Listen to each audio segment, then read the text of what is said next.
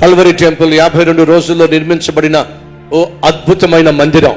ప్రపంచ చరిత్రలో ఇప్పటి వరకు ఉన్నటువంటి సుమారు 200 దేశాల్లో 2000 సంవత్సరాల క్రైస్తవ చరిత్రలో 52 రోజుల్లో ఇంత పెద్ద మందిరము ఇప్పటి వరకు ఎక్కడ కట్టబడలేదు, నిర్మించబడలేదు.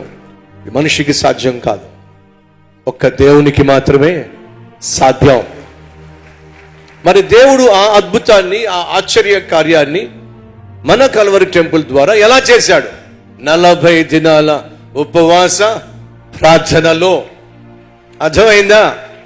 జూన్ 5వ తారీఖున ఉపవాస ప్రార్థనలు డిక్లేర్ చేశాం. విచిత్రం ఏమిటయా అంటే ఆల్మోస్ట్ ప్రతిరోజు వర్షం పడేది.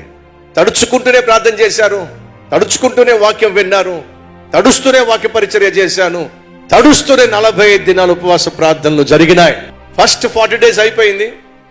నెక్స్ట్ 40 days ఉపవాస ప్రార్థనలో కూడా అనేక వందల మంది, వేల మంది పాల్పంచుకున్నారు. మళ్ళా 40 దినాల ఉపవాస ప్రార్థనలు చేశాం. ఫలితంగా 120 రోజులు ఉపవాస ప్రార్థనలు జరిగినటువంటి స్థలం ఇది.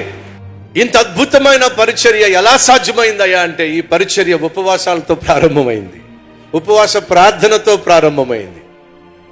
ఒకరోజు ఉపవాస ప్రార్థన కాదు, 10 రోజులు కాదు, 21 రోజులు కాదు, 40 రోజులు కాదు. ఈ అద్భుతమైన మందిర నిర్మాణము ఎలా సాధ్యమైందయ్యా అంటే 120 రోజులు ఉపవాసం ఉండి చేసిన ప్రార్థన ఫలితమే ఈ అద్భుతమైనటువంటి మందిర నిర్మాణం. ఏదైనా మీరు ప్రారంభిస్తున్నప్పుడు ఆ ప్రారంభాన్ని ఉపవాస ప్రార్థనతో ప్రారంభిస్తే ఖచ్చితంగా ప్రతిఫలం ఉంటుంది.